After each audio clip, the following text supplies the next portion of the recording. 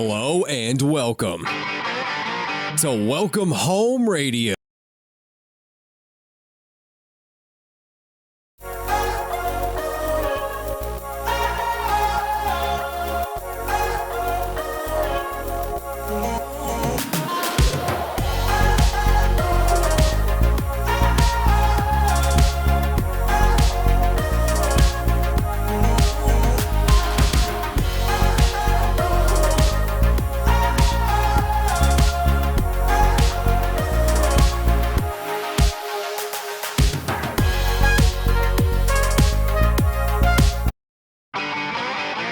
Hello and welcome to Welcome Home Radio with your hosts, Blair Thomas and Tom Holm.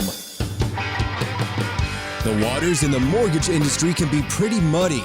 Luckily, Welcome Home Radio has the answers for you, the consumer. And now, here are your hosts, Blair Thomas and Tom Holm. And welcome to Welcome Home Radio, January 29th, and welcome to Super Bowl week. How are y'all doing today? Good. We have Stephanie Thompson with us, and of course Alan is back, and Tom will not be joining us. He is supposedly busy. I think he's still at the golf course, 19th hole. Well, you need practice if you're going to play that game. That's right, and I've never seen him play at all, so I don't know how much practice he is getting. Hey, it is Super Bowl week. You know who's playing, right? Who is playing? Who is playing San Francisco 49ers versus the Kansas City Chiefs. So who wins?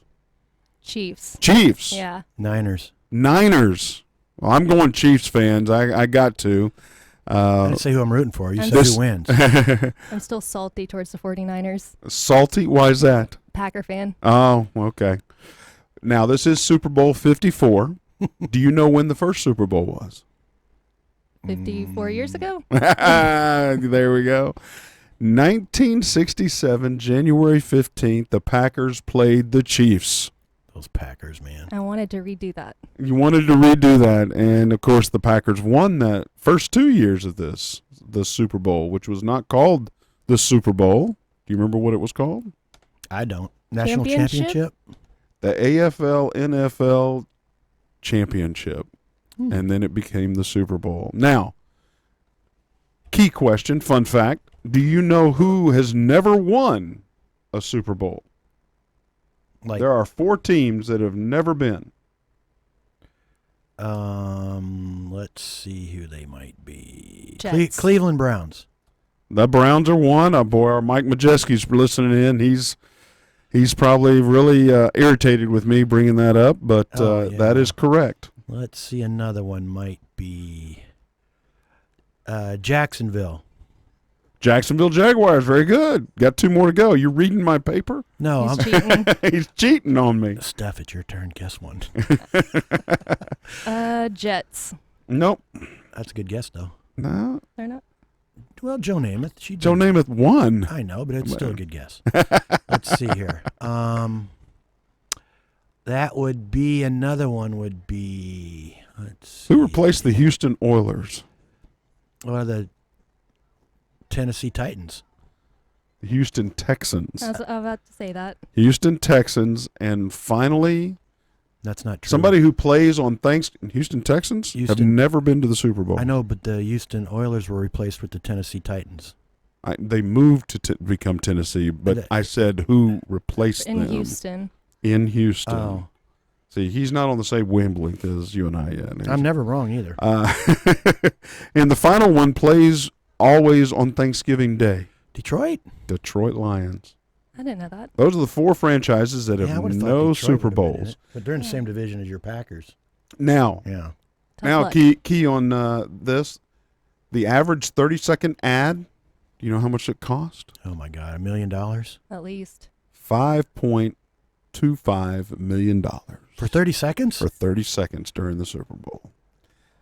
My goodness, I thought it was a bunch when it went over to $1 million, and now it's already up there.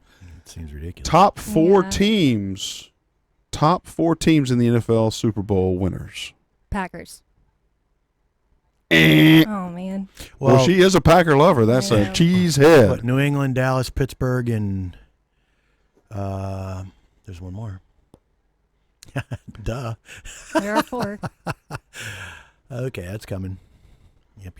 And in fact, they're playing. 49ers. There we go. The 49ers.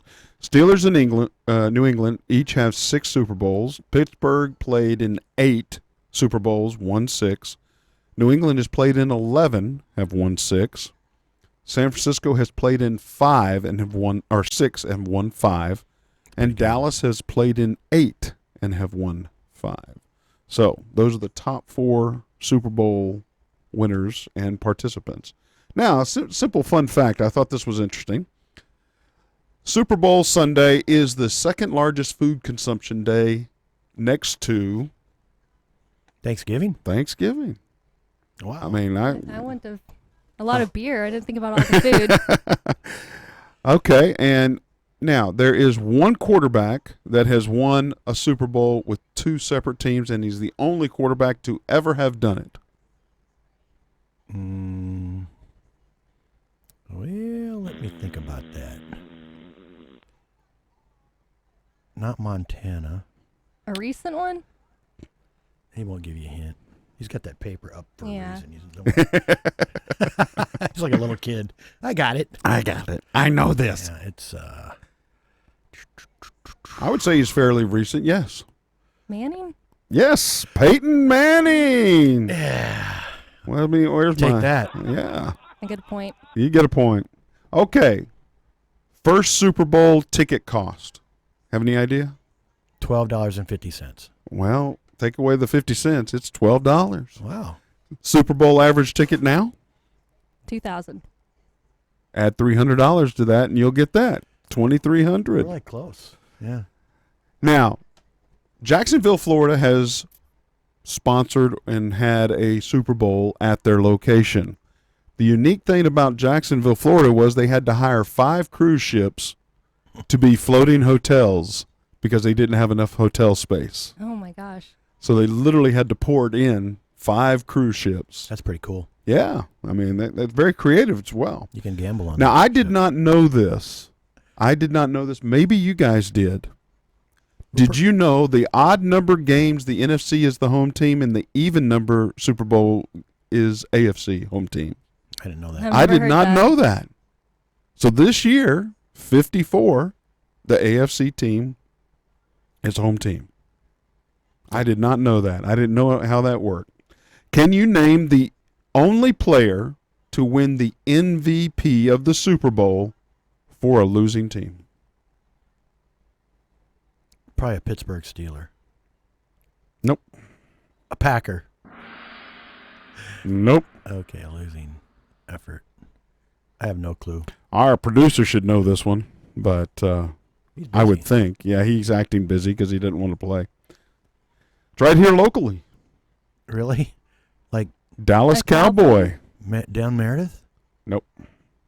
Lytton? Chuck Howley, Super Bowl Oh, I 5. wouldn't The know Colts beat the Cowboys, and he was named the MVP. And then he got some towel business going after that.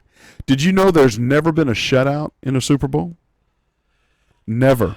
0? The fewest points were allowed Cowboys over the Dolphins, 24-3 in 72. It would be sad if there was one, though. Yeah, there would be. What about overtime? There's only one. In fact, I was going right there, I know. and it's recent. Only one overtime game, Super Bowl 51. Who? I don't know. Patriots over the Falcons, 34-28. Oh, yeah. I thought that was That over was in very the recent. first half. I thought that was over. Yeah, everybody else did too. Mm-hmm. Cleveland is the only city, NFL city, of course, NFL city having an NFL team, to never host or participate in a Super Bowl. Sorry, Mike. Know you're listening out there. He's a big Cleveland Mike, fan. you got the Rock and Roll Hall of Fame. What Hey. more do you need? buddy? Exactly. You got Canton, Ohio. That's down the road there. I did not know this interesting fact. 1985 to 1997, the NFC won 13 straight Super Bowls. It's impressive. That is impressive. A lot of San Francisco and a lot of Cowboys wins in there. And Joe Montana won all 4 Super Bowls, but he did something very unique in those 4 Super Bowls that no other quarterback has ever done. What? 3 more interceptions and touchdowns. Did not throw a single interception Yeah, it's close. in 4 Super Bowls. He was very timid. Didn't like to throw it? Kind of like Aaron Rodgers, timid. Yeah. Didn't want to throw the interception. The slinger, Drew Brees, to all the rest. Yeah, no. That was impressive. I thought it was a lot of fun facts. I mean, I hope you having a Super Bowl party or going to a party? No. No? No. You're sitting at home by yourself watching the Super Bowl? No. No? Not even going to watch it? Yeah. Your single words answers are very confusing. Thank you. I mean, Stephanie, would you agree? I don't understand what he's doing right now. That's because he doesn't know. That's what he's trying to say. You don't know what you're doing Sunday no at idea. all. Stephanie, you going to a party because you're a party expert? I'll be bartending. So. You'll be bartending at. Yeah. So of course, everybody go see Stephanie where? Chill Bar and Grill in Louisville. Chill Bar and Grill in maybe Louisville, and that's what I'll do then. now Alan has a place to go. Yeah. Thank you, Steph. That's awesome. Well, Help I you hope make everybody has a decisions. safe Super Bowl Sunday. We're in fact going to be traveling, so I don't get to see any of the commercials or any of the game. Well, I don't know Can how listen much to it on the radio, We'll maybe. see. Well, Yeah. we'll see. Yeah. I don't know. It'll be an interesting weekend for us. We're going down to Houston, so that should be fun, and get to see our son and daughter-in-law celebrate Perfect. a baby shower That'll there be fun. first. Oh yes, Wyatt can't get here soon enough. Need to hire you a professional partier. Yeah. Celebrate the right way. Yeah. Well, let's Grandpa's just say, here. I think. Hey, Grandpa's got Bag, yeah. all the good stuff coming. There you go. So, well, I'm excited about today's show. We're going to talk continued on rent versus buy. Yep. Kind of have a discussion, but Stephanie has a unique experience of having The trifecta. the trifecta: rent, lease, and now own. Is that correct? Yeah, all the fun stuff. All the fun. Well, fun stuff. What do you mean? Come on, it's all fun. Yeah. So- Not all of it. So first, tell us a little bit about yourself. You're local here, local Yes. girl, Live in the colony. live in the colony, and have all your life, or No, I lived in Pilot Point for a long time in Wisconsin before that. Hey. that's the cheesehead side. Oh, she's when did got you that. get to Texas? As soon as I could. There you go. Yeah. Good, About good, 8. Yeah. awesome. And you've been growing up here since 8. Yeah. 8. Well, that's awesome, and we're so glad to have you. Good to see you, Alan. Thank you, sir. Got your Stars hat on, Stars colors on, going full Stars out. I am a hockey connoisseur. Really? Mhm. How are they doing this year? Great. 3rd place. Is that good? Yeah, it's Well, real the top 8 teams of each Well, division get in, considering right? the Cowboys aren't making playoffs and Stars are, they're in the playoffs. Well, I think the Mavericks are doing pretty good too. They're doing good. It's good to see them back. Man, except losing Powell. That's the only. Well, they got it. They replaced him. But Well, they did, but he's a good guy. Powell too. is. But we got Luka. We got Luka and Porzingis. I mean, and Luka's the top vote getter for the MVP game. He ended up being second to LeBron at the end. Oh, did he? So LeBron's a captain, but he almost was. Yeah. It's because I didn't vote. I know it. It's all my fault. It would be bad if we Made all lost the by difference. half a vote. Yeah, I love watching Luka. He is something else, and he's a joy to bring in. And I know. I mean, keep seeing Dirk on the sidelines. Is he a part of the organization somehow? Well, he's our number one everything, leading scorer and fan and Mark Cuban's buddy, all that I'm stuff. sorry if you're listening. Wait, I cannot take a phone call at this time. I don't know who that was, but we will try. But no, we're going to talk. You had some questions you wanted to get going Well, on. I just thought and- what we do is segue into the rent versus buy, and of course, what you said. Stephanie is here, and she's done all 3 of them, working on the homeowner part. So Yeah, learning. All yeah, that. yeah, and everybody does. Everybody has to learn, and what we covered previously was the good parts of renting versus maybe some of the hardships of when you own a home, and vice versa. Yeah, taking care of the lawn on a Saturday morning is not what I used to do, so it's nicer to sleep in, but I like having my yard. Yeah, and one of the things when you're renting, of course, you don't worry about any of that stuff. No. And I'd watch people take care of, the property. And that's the way it ought to be. And then you get a home and you got to buy the lawnmower, the rake. Oh, in your case, though, maybe some stones. Yeah, we redid our whole backyard, put rocks in it just to avoid mowing it Yeah, it'd be rough on a lawnmower blade. a little bit. Probably, yeah. So, in your experience, are you like most people? You started out, were living at home, and then Yeah, so I moved out, got my first apartment. I was still in high school. A friend and I moved in Wow. together. Wait, in high school? Yeah, I was a little bit before graduation. I don't like being told rules, so I wanted to make my own and get my own place. The rebellion started in high school. I love this woman. This is perfect. And that is really why, when you rent your first apartment, we talked about it. It's like, wow, the best. Yeah, you can do Whatever anything you want. want for the first time. Yeah. And then you have to figure out you Okay, can clean let's up. go back to the home. What turned you off so much about home that getting out of there as quickly as possible was what you wanted?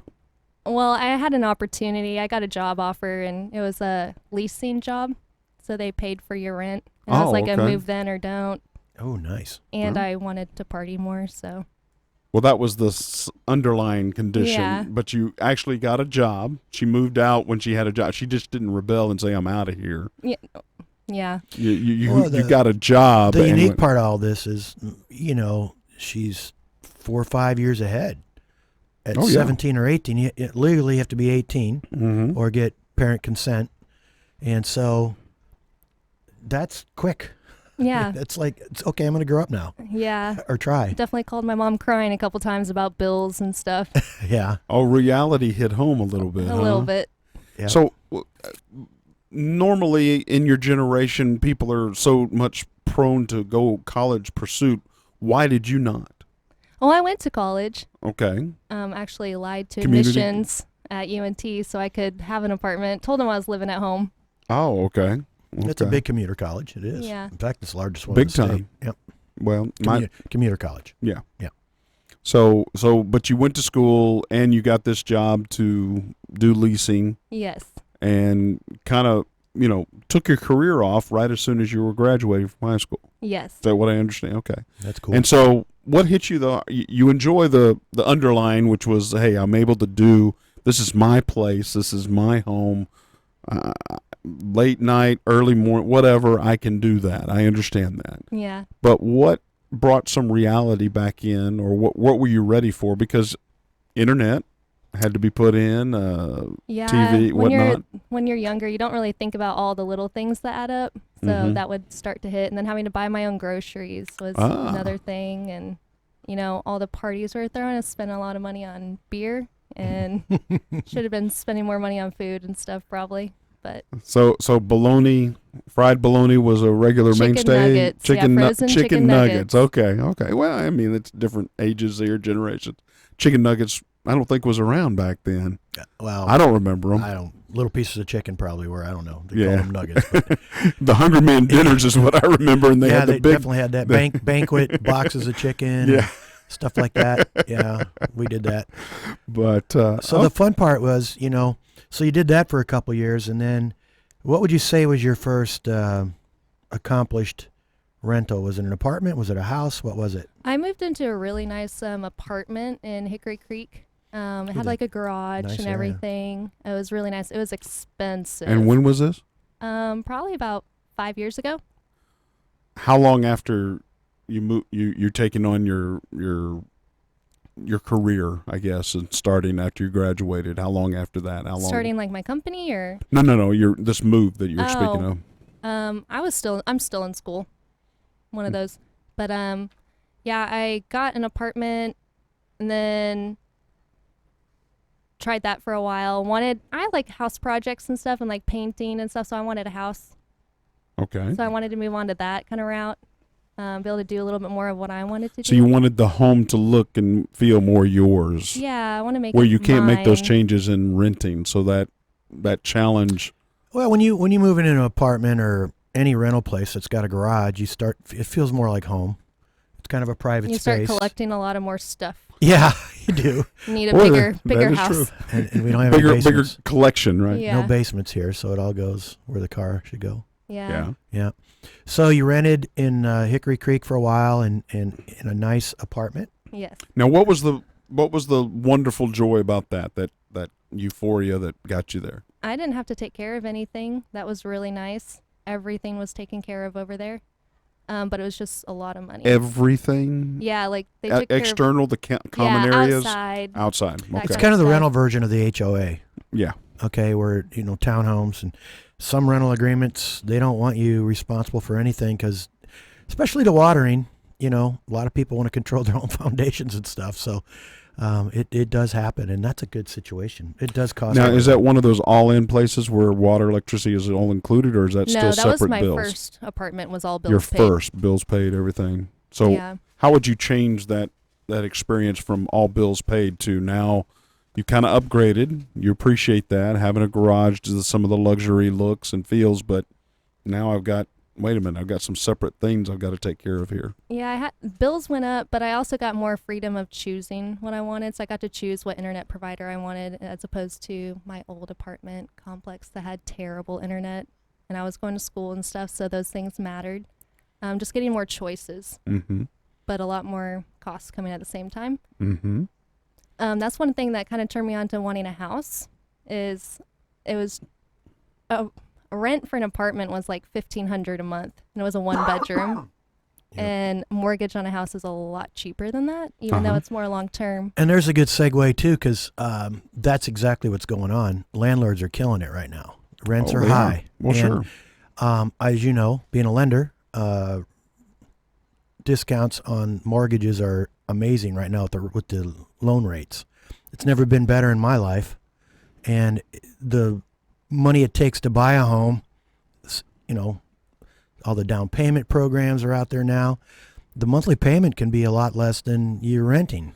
So from the point that you discovered, I want to get a home, I really think economically, financially, whatever, this would be better for me. From that point you decided to how long you were able to accomplish your goal, how long was that? Probably a couple years. 2 years. Yeah. Roughly. So in that process, what did you start first? What did you do to discover to get you to your goal? I definitely watched my financials a little bit more. My credit score, looking at that kind of stuff. And how did you do that? Go in some detail about, help our listeners understand what, it's easy to say, well, watch your finances, save a little money, watch your credit. But what did you have to do to reach those goals? Did you talk to somebody? Did you spend some time? Yeah, I talked to a lot of different people. I did a lot of research online. I'm a Google person. Okay. So I Googled a lot. I went actually to my bank, and I talked to a banker a couple different times and sat down for an hour or two and just like. And what did you discover there? Well, they just talked to me about a lot of stuff, like retirement funds, getting a house, like all that kind of stuff. So I learned a lot. They just told you have to go in and like ask and just get started somewhere. Even if you're not ready at that moment, you can get ready and build up to it. And That's a good point. It is a great point. We talked about earlier about not just getting on the internet and trying to get all the answers yourself. Talk to a real person face to face who actually can talk to you about the real stuff, like your particular situation, and look you in the eye, and you build a relationship that way. And that's, when it comes to money, you need that. And you need to look outside of your normal boundaries, which Google is probably your normal boundary. Yeah. I mean, I didn't grow up with Google. My Google was in a library, and you pull out those little index cards, and you read some books, and then you ask some experts. But Google right now is everybody's age's Go-to. answer. Yeah, I mean, when you get sick, you want to diagnose it yourself on Google, and when you find out you're dying. Yeah, and and you in about 8 different ways. Yeah. Yeah, so it's a. I have the coronavirus. Is that what that 6-pack of Corona is for? No. Well, if it's over there, it's not for nothing. I'm telling you. It went in over here. No, you're right. And so you went through that process when you sat down and you came out of there. You roughly did you give yourself a 2-year timeline, or hey, I got to it when I got to it, and then I was able to finally execute? Or Yeah, I mean, I tried to give myself a timeline and tried to follow it the best I could, mainly just paying off a lot of my school debt and stuff, trying to put myself in a better position to get there. So I worked on that for a long time. So now, talk us through that process a little bit, because we can talk 50,000 foot view, and that's fine, but some listeners are out there are dealing with. Yeah, I mean, they've got school debt. How did you go about? Where did the money come from? What did you have to get a second job, or did you just cut expenses? Or so you went the job route, and you really worked at multiple solutions to bring in the extra money. Yeah, I was like, you're going to have to do it at some point in time, so might as well work as much as I can while I was younger. So I definitely picked up multiple side I jobs. like the way that she said, when I was younger. Yeah. Well, everybody. I'm like, she's young. It's relative though, especially in this conversation. It's very relative. Sure. Yeah. Or even like 10, 20 years from now, I don't want to have to work as much as I did Sure. or am. Sure. So you got multiple jobs. You saved money and you paid off some debt. Yeah, so like the second job I'd get, any money I took from that job, since I wasn't a job I was used to having, I'd put that towards my debt immediately. That's awesome. And That's smart. So if we're coming up on a break, maybe we can change it up a little bit. Instead of having her talk about her business a little at the end, maybe you open up the next segment with her talking a little bit about her business, and then we can segue back into this. Sound good? It's fine. Cool. I guess we're going to break, guys. We'll be right back. We're going to have some more fun with Stephanie and Alan. Stay tuned. We'll be right back. 3, 2, 1. KVGIRadio.com. Y'all have really just opened my bubble and just... KVGI Radio brings you conversation and entertainment. Be sure to follow us on social media. Who streams the best talk shows? We do.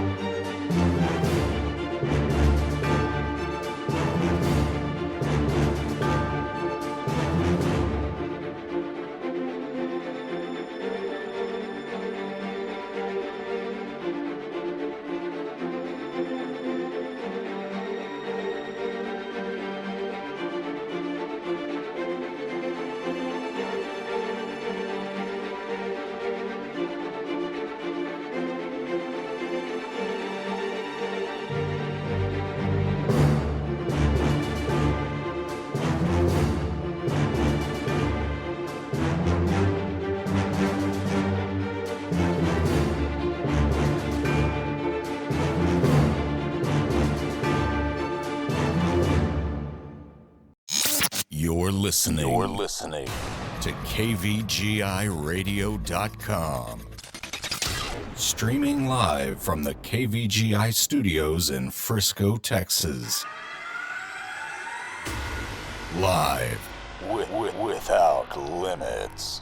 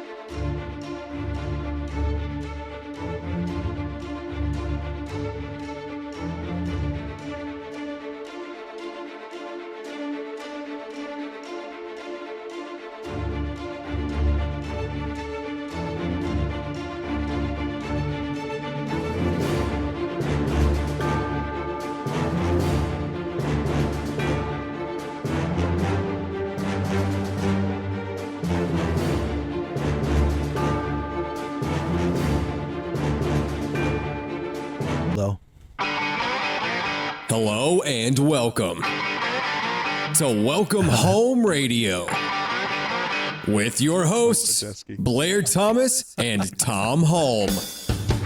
The waters in the mortgage industry can be pretty muddy. Luckily, Welcome Home Radio has the Talking all answers things for Cleveland. you, the consumer. And now, here are your hosts, Blair Thomas and Tom Holm. And welcome back to Welcome Home Radio. Hey, we want to shout out to Mike. I hope you're doing well, Mike. I'm sorry the Cleveland Browns did not make the Super Bowl again this year. Hope you have a great party. I'm sure you're going to enjoy it. And hope you're swinging the clubs well. But appreciate you watching. And we want to get back started. Stephanie, tell us a little bit about your company. You started a firm. Evidently, it's going well. It is called EWS Professional Partiers? Yes. Okay, now so help me understand professional partiers. What in the world are we talking about? Well, it's a bartending service, and we provide, in my opinion, some of the best bartenders for just about any event that you can think of. Okay. And we do it in a very professional way from the moment from getting a quote all the way till after your event. And we're following up with the review.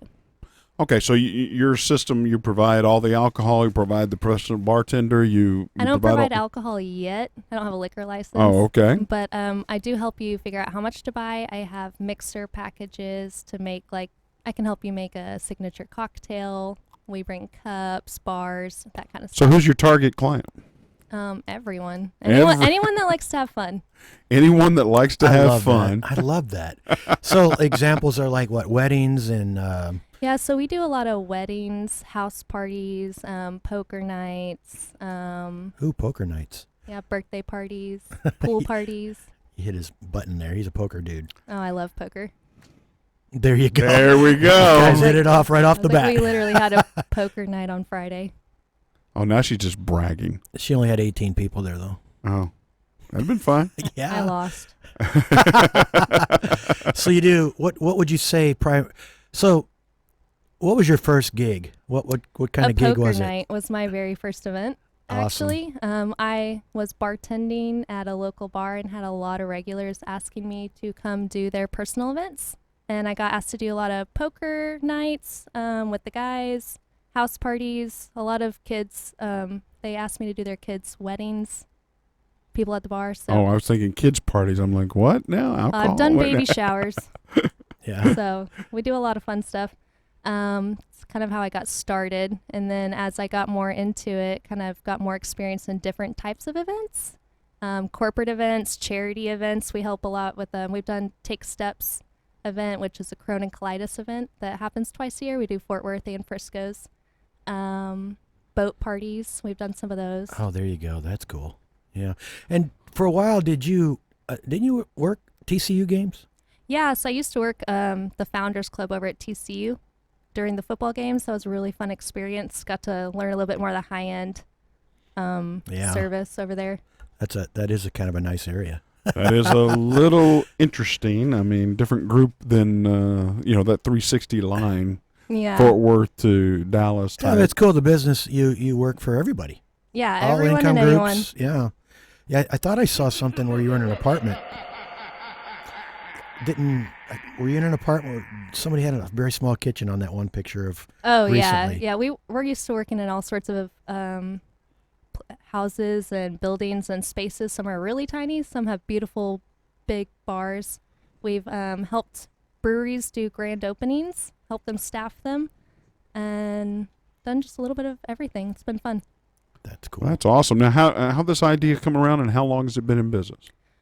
So I've always wanted to be a part of private events. I didn't think I'd ever get to be.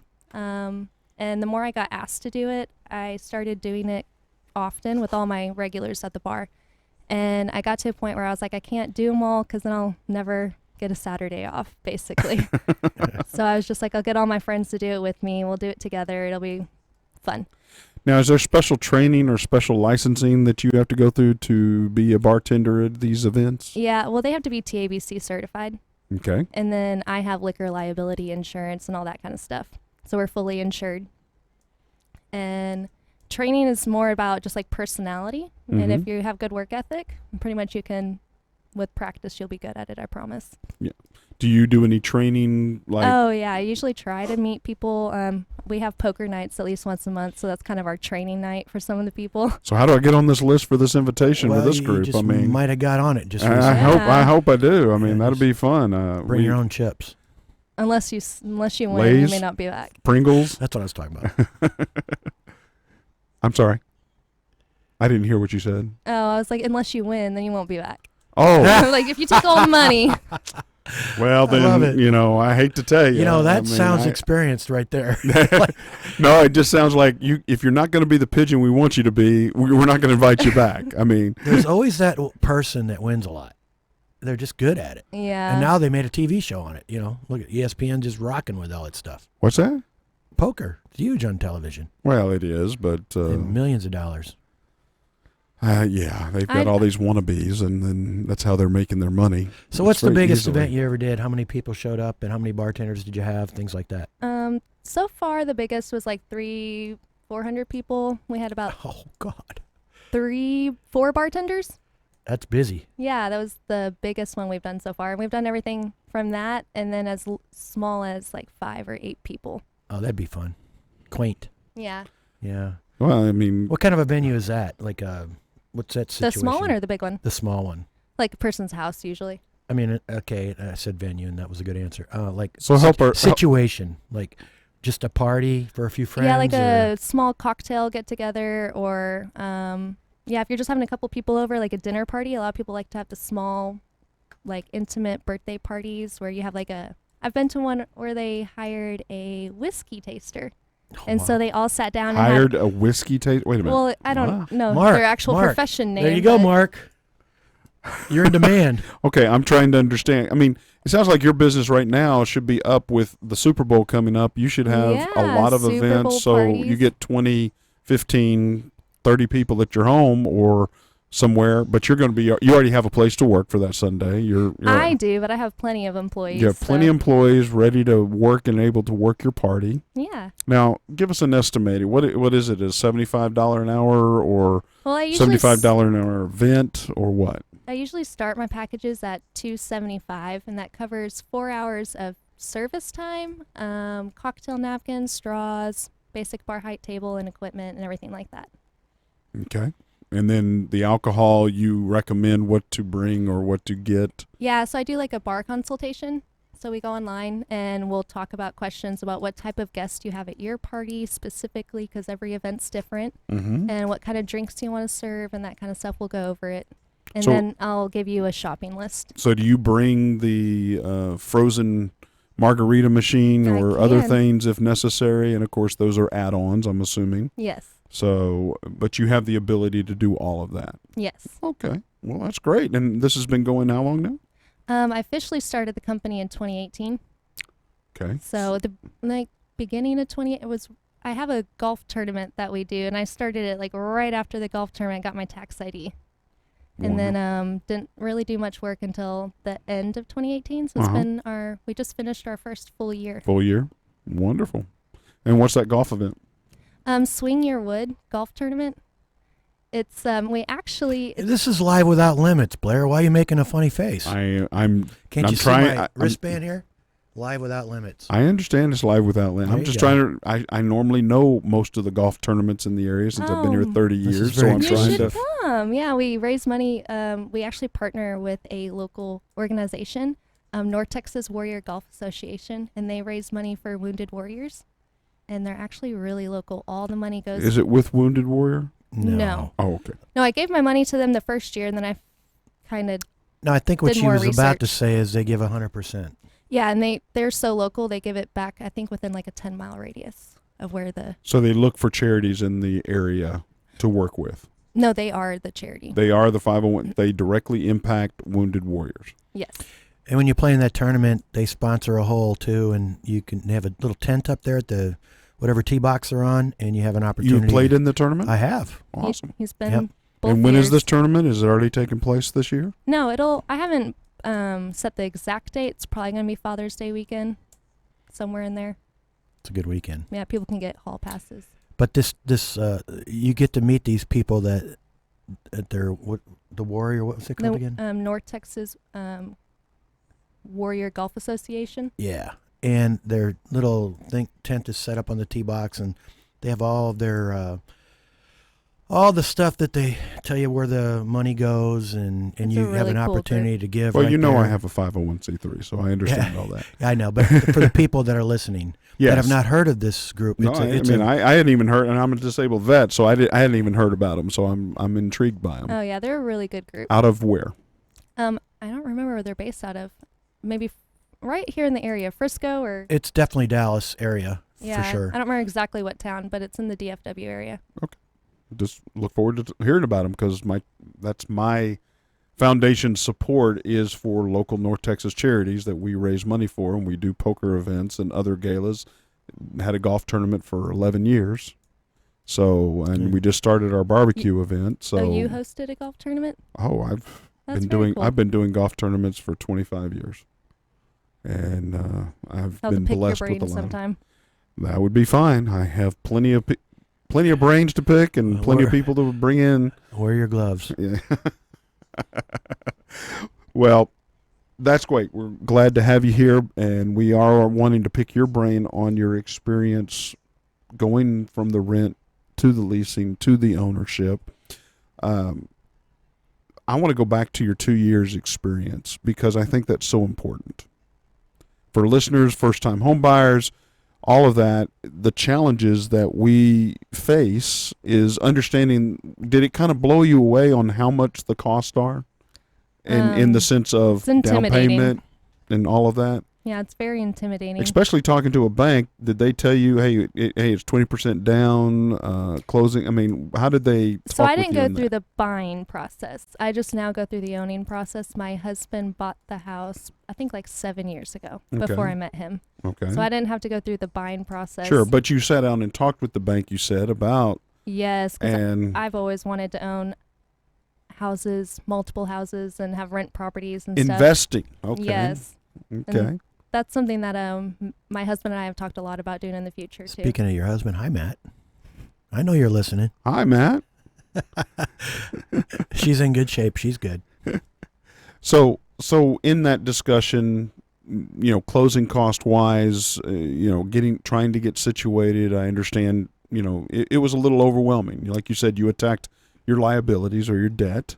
Mm-hmm. You wanted to make sure your credit. Now, what did they say about credit? How did they check credit, or how did they give you insight, or how did you regularly check credit? I bank with Wells Fargo, and they actually hooked me up on, I don't remember what it was called at the time, but they had a credit score program that you pay for every month, and they help you keep track of it, and they teach pay you. for. Yeah, it was like $15 a month, I think, or something. But at that time, and they gave me tips on what to do every month. So they'd be like, hey, you did this, do this next time. It'll be better. Okay. Those kind of things. It's interesting.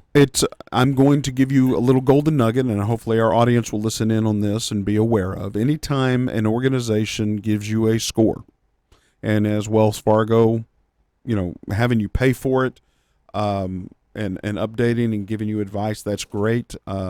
Credit Karma is another one that people use.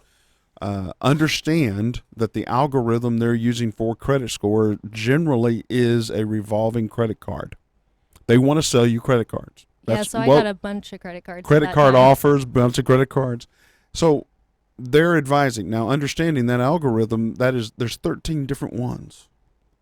And the FICO 2004 standard, which is a mortgage algorithm that the mortgage industry uses, Fannie, Freddie, all of them that actually do loans uses FICO 2004. That's changing slightly to another algorithm they're trying to bring out. But unfortunately, all the standard loan packages that people want to go through, Fannie, FHA, VA, USDA, conventional, goes with the FICO 2004 credit line, okay? You're not getting that algorithm when you get a score from somebody. Even the free credit report, if you get a score, that's not a free credit report. That's somebody trying to sell you something, because a free credit report does not come with a score at all, because there's so many different algorithms. They don't know which one you're trying to use, auto loan, commercial, insurance, whatever. Didn't know that. So in going that process, now I'm sure they gave you some great advice, like keep your credit card down to 25% of value. Make sure there's consistent every month payment. All And that's what I did. and it is important. I mean, just as a quick class, do you know if you make a 30-day late payment, let's say just one mark on one line, how much that will impact your scores? Oh, I had that happen to me one time around Christmas. I just forgot to make a payment, and literally my phone, I had that thing alert me, and it dropped like 15 points, I think. 15? Something like that. You're from just, very like, lucky if it was just 15. Oh, okay, I was like, it dropped. It made me so angry. It's normally between 90 and 115 points oh my for gosh. one 30-day late, most recent payment. Now, most of the recent's time, key. yeah, and that's the key thing. It's if. Now, sometimes in a mortgage, especially mortgage companies like Gateway, they give you a 15-day grace period to make your payment. And then they only mark you as a 30-day late. Once the 30 days is gone, they'll still charge you interest after that 15 on that 16th day. So getting that and understanding that's how it can impact you. Plus, keeping credit cards, it seems to be credit cards are the hardest thing for people to keep at a good rate. I don't know why we feel like we can charge things. Just max it out. Well, yeah, I mean, a maxed out credit card is 50.01% of the value of the card. Did you know that? You are maxed out if you $1,000 credit limit and you're at 501 penny. That's maxed out. And it reflects on your credit score as maxed out. Well, people live that way and transfer debt and do, Well, define maxed out, because maxed out can mean you can't charge anymore, you're maxed out, or maxed out could mean you have 15,000 credit and you've maxed out in what I'm talking in credit score wise, it is a negative to hit you. There you Okay. go. Yep. In the credit algorithm, you have 0 to 25, sometimes 0 to 30% is considered good use of credit. So as a ratio, you have the limit on the card, and let's just go $1,000 limit. You have 30% or less. That's good use of credit. That's a positive input to your score. 30 to 50% is neutral. It's not good. It's not bad. 50.01% of the credit limit, 501 penny, Bam. you're maxed out. Yeah. And therefore, that's a negative hit. Even though you paid it on time, even though you do that, it was reported at that rate. That's the ratio they will use. So you try to keep it, down. What But about those that pay off full every it month? still doesn't matter. It depends on when it's reported. So understand, and this is a hard thing to get a timeline in your head.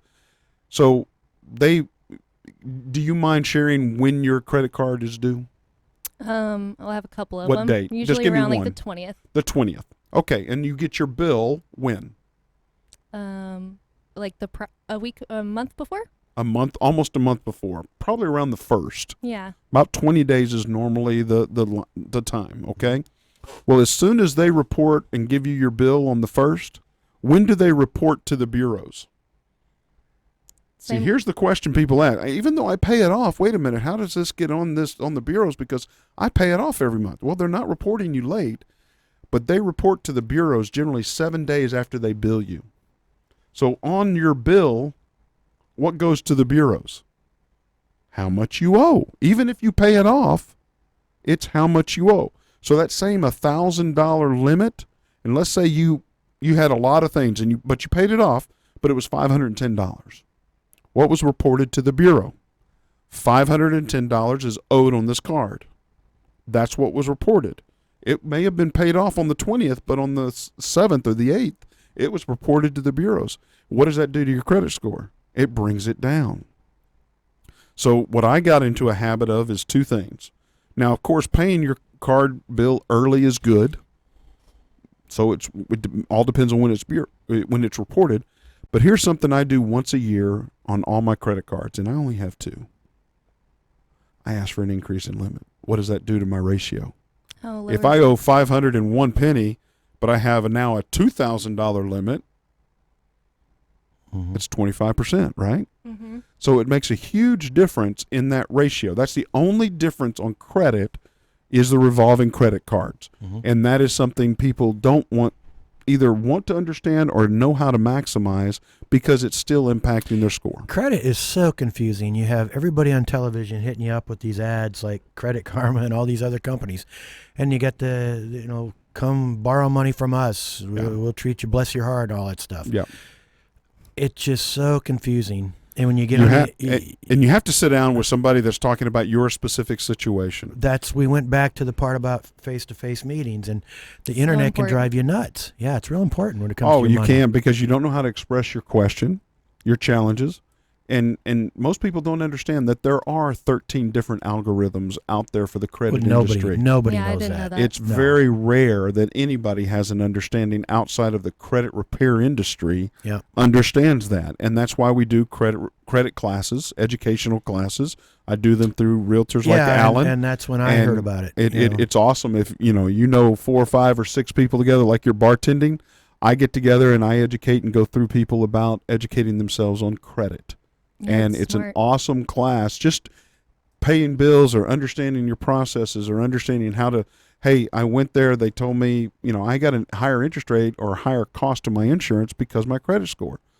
Or did you know your credit score can keep you from getting promoted? Really? That's allowed? It's not allowed, but when you sign an employment contract. There's a lot of things that aren't allowed if you think about it. Think about, you're signing on.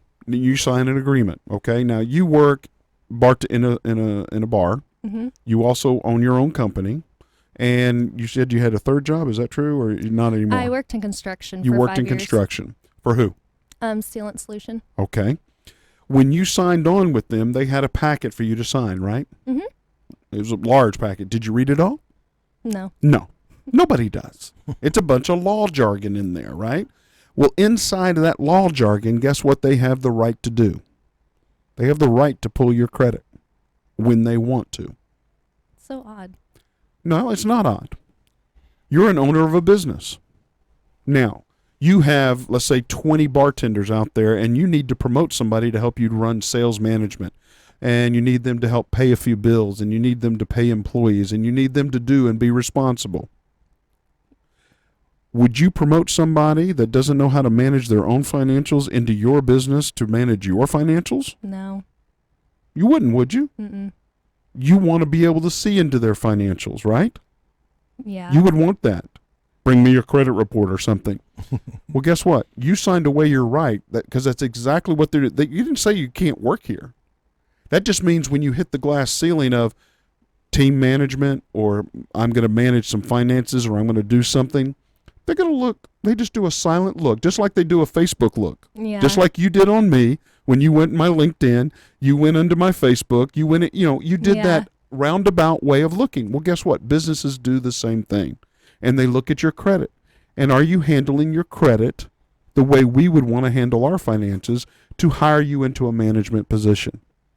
Yeah, because if they don't care about their own. If they don't care about their own, if they're not taking care of it, why am I going to let you take care of my business? Because it's not going to go anywhere. You're going to be tempted to do something inappropriate. Do you realize with my job, I cannot be at a certain credit level. It is required just to come on board to get my license as a lender. That's I have to have a certain credit score. So I educate people in credit because there might be a glass ceiling they're hitting. They might be getting higher interest rates in insurance, auto, personal. All of these things impact your ability to borrow money for your business. Your credit score is going to be used. So if you're aware of the little things that help you promote your score as opposed to pull it down, and a lot of people, like you've said here, I didn't know that. Well, the majority of people don't know it. We're hit with media stuff on, have you done this? Have you done that? Oh, yeah. Nobody talks about the good. They always talk about the bad. Therefore, you need my service. And, we're cheap or this much a month. It's horrible. And that's why we do these educational classes for free. If you know a group of people, youngsters that want to get together, contact Alan. Hey, we'll come to your bar, and we'll do a quick presentation. That'd be fun. It would be a lot of fun. It really would be, because we can have a great discussion on what. Bring Mark with us. Bring Mark with us. Yeah, we can put him. We can even tape it. But that's the thing about it is you started looking at that 2-year plan for you. You started looking at education. you went to somebody, as Alan constantly says, look, the Google's great, information's out there, but we don't know what to believe because there's so much false information. You need to talk to somebody. I've been through bankruptcy. I had to learn this going through bankruptcy. So I know, because credit scores just started becoming valid in the business world when I went through that bankruptcy. And I've had my identity stolen. Yeah, I've heard of people going through that. It's terrible. And it's not fun. It's And brutal. so here's the thing that you want. I mean, do you know you can freeze your credit scores with the bureaus? No. Did you? I don't even understand what that means. Like, they just not allowed to touch it? Mine are No. frozen. Okay, you have 3 credit bureaus, okay? Imagine this is one credit bureau. It's just a repository of information. This is another one, and this is another one. Experian, Equifax, TransUnion, okay? Now, all they do is store data. They don't evaluate. They don't do anything with it. They just store the data. Now, they take payments. That's why utility companies don't turn in reporting of because it costs money to deposit. That's why having a bank card, a bank pays for this. Small retail stores don't. They don't pay maybe for one. Maybe they'll report you for one. That's it.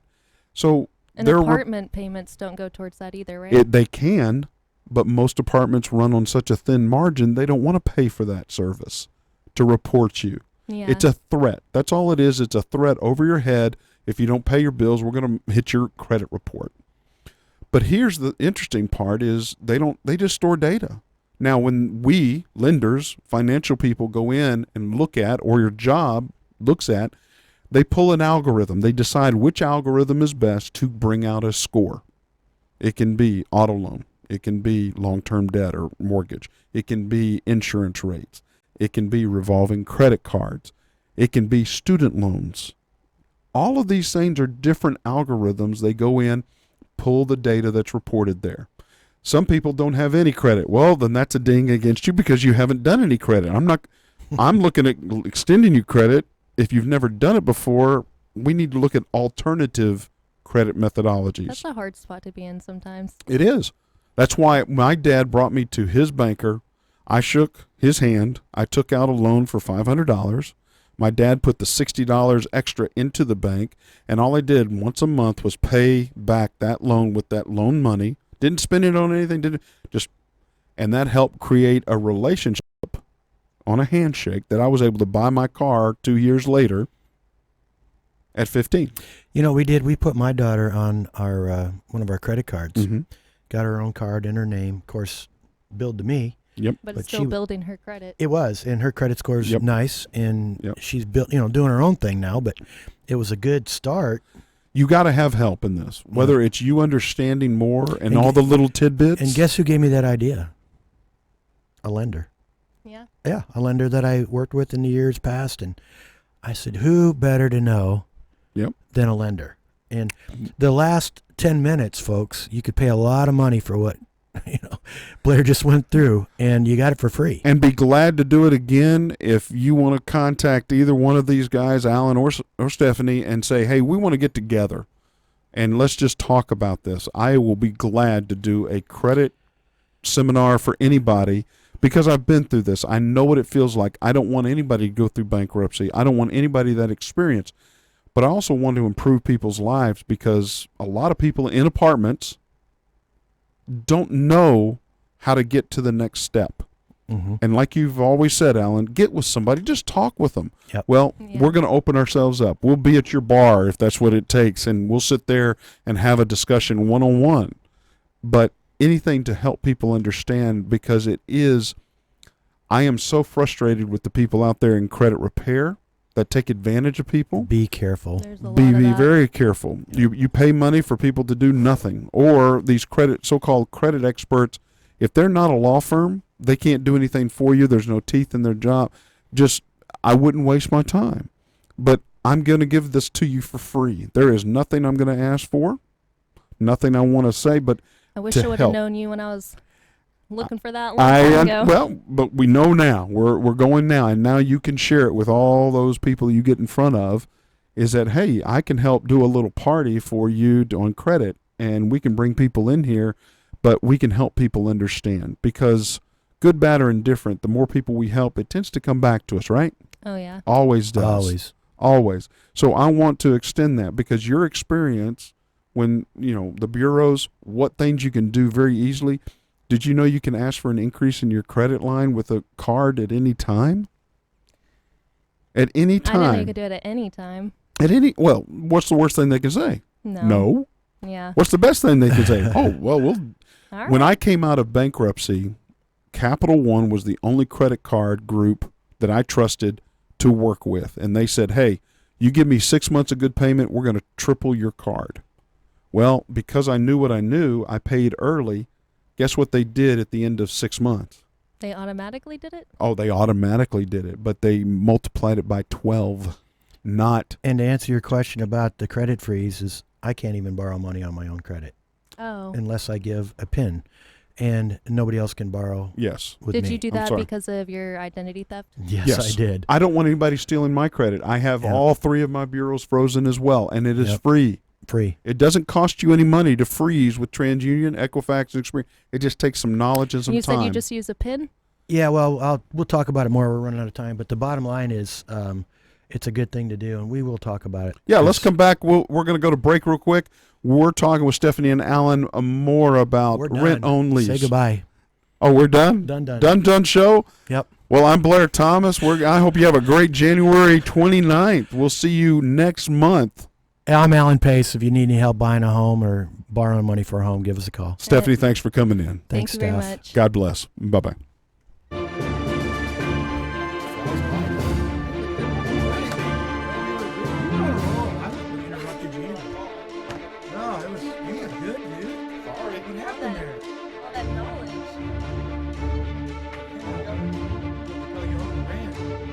I thought it was helpful. It was awesome. No, I learned a lot too. I want that job. Michael. Seriously, what would this go? People want to understand about credit. I would be